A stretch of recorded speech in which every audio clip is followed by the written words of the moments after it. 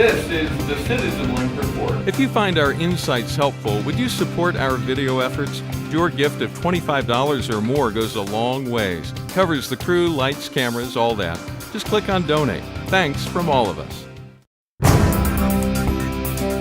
The mainstream media love to do stories on conservatives fracturing, but this election, it appears the biggest challenger for Democrats, maybe other Democrats. This is the CitizenLink Report. I'm Stuart Shepard, along with our president, Tom Minnery. Hi, Tom. Hello, Stuart. I want to set this up by giving an example of one. We want to take a look at a race in Kentucky. Allison Lundergan Grimes is running against Senate Minority Leader Mitch McConnell. And in that race, some interesting things have been happening. When the president came out with new EPA regulations, essentially a new energy tax, Grimes, the Democrat, immediately ran a full-page newspaper ad. President Obama and Washington don't get it.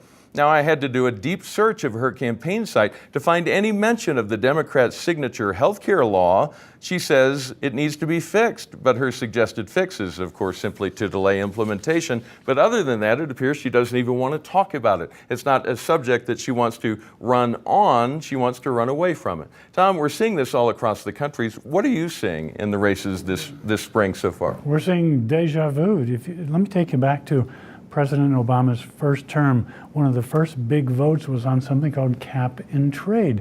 The idea that you would be taxed if you're a business if you pollute too much, but you could actually pay an extra tax and get permission to to pollute more as long as somebody else polluted less and could give you a credit for your extra pollution. It was hard to understand. It was totally unworkable. It would have harmed the economy. Congress did not vote for it. Well, the House voted for it, but many of the Southern Democrat, so-called blue dog Democrats, conservative Democrats, lost their election. That blue dog Democrat, Southern conservative Democrat coalition had about 56 members in it before the 2010 elections. After the election, it had 26 members in it. They got halved. We're going to see the same thing, I think, in the 2014 midterm elections on the Senate side, because the president is forcing, he's not even going to Congress because he knows Congress, not the House, not the Senate, led by his own party, the Democrats, they're not going to go with this cap and trade EPA pollution control measure, because it would never pass, even the Democrat side. So he's doing it by signing a presidential authorization based on a very obscure portion of the EPA federal law. And he's going to lose political support from his own party, but he's showing his left liberal inclination because he wants to get us out of the use of coal.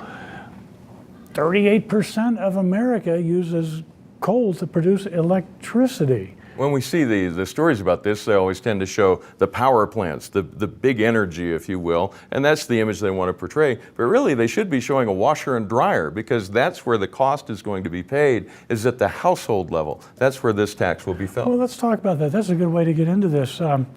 Indeed, coal produces electricity rather cheaply.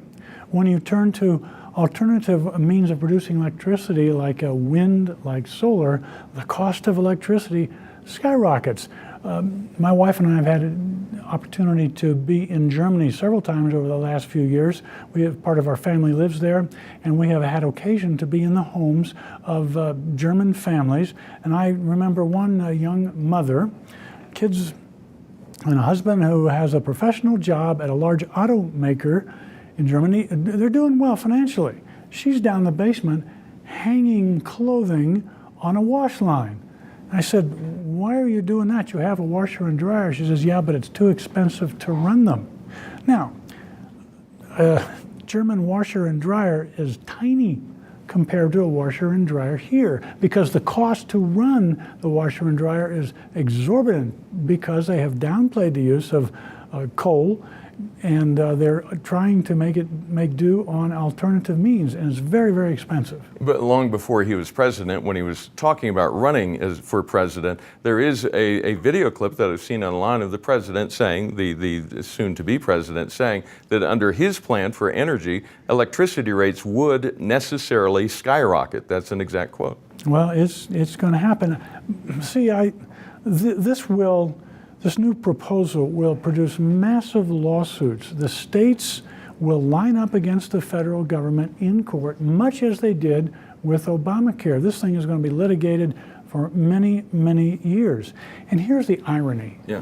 It won't even cut pollution to the point where global warming will be reduced by any measurable amount. EPA's own estimates show that if this is in effect, this proposal in effect for 100 years, the net reduction in heat will be 1/20th of 1 degree Fahrenheit. As if we can predict out 100 years. And see, that's the other question. All of this is based on climate models which are having trouble predicting now. The current temperatures around the planet, have been essentially stable for the last 10, nearly 15 years, maybe even cooling a bit, but the climate models predicted that it would be increasing. So much so that the temperatures right now in 2014 are about to fall out of the lowest predictions of those climate models. But yet here we are talking about predictions 100 years in the future. They couldn't predict 10 years into the future. But the climate scientists who are pushing global warming say this is settled science.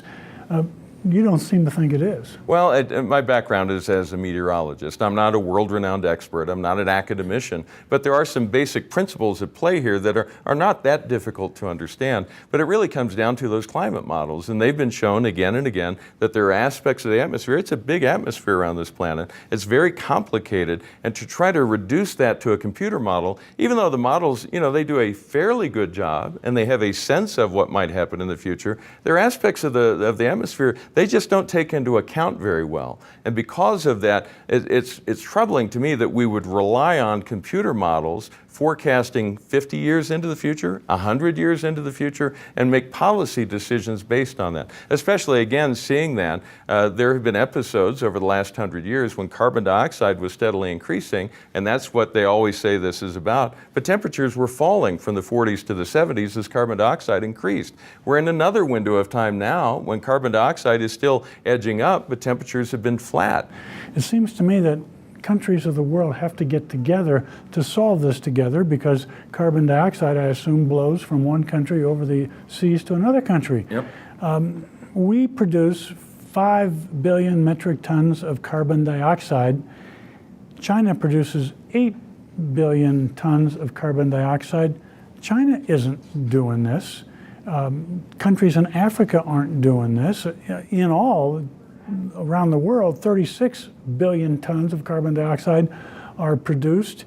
With our tiny little 5 billion metric tons, even if we got rid of all of it, I don't think there will be a measurable response, because other countries are not following suit. President Obama wants to be a moral leader. Oh, okay, we will reduce our economy. We will start hanging wash on clotheslines and thereby convince China to do the same. I don't think that's going to happen. Yeah, I think you're right about that. How do you see this playing out in the elections this fall as we come down to the polling in November? Well, some of the states that are very important to the election outcome, particularly in the Senate, are Midwestern, southern states where coal use is very, very high. In Colorado, a hotly contested battle for the control of the Senate seat, Mark Udall, the Democrat incumbent, announced his support for this EPA thing. And Colorado gets 1/3 of its electricity from coal. So that seems to me to be the kind of issue that will play in to the benefit of Cory Gardner, his Republican challenger. State after state after state now has a new issue in which the Democrat is going to have to try to distance himself from his own president, and the Republican has the opportunity to talk about how much this will increase the cost of electricity.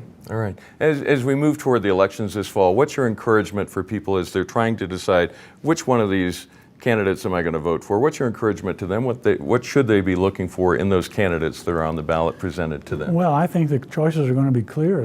The conservative candidates in every case will have values that much more represent what the viewers of this program believe in, and I think the choices will be very, very clear. All right. Tom, thanks for your insights. You're Appreciate welcome. it. And thank you for watching. We always appreciate hearing from you. You may write to us at mail@citizenlink.com. You can send your questions, your comments, your criticisms. We encourage you to pray for the election this fall. Pray for our nation. Pray for all the individual decisions that are going to be made around the country about which candidate to vote for. Pray that people will act with wisdom, clarity, and with the thought of the larger scale of things in this election coming up. And remember, stand tall and be heard.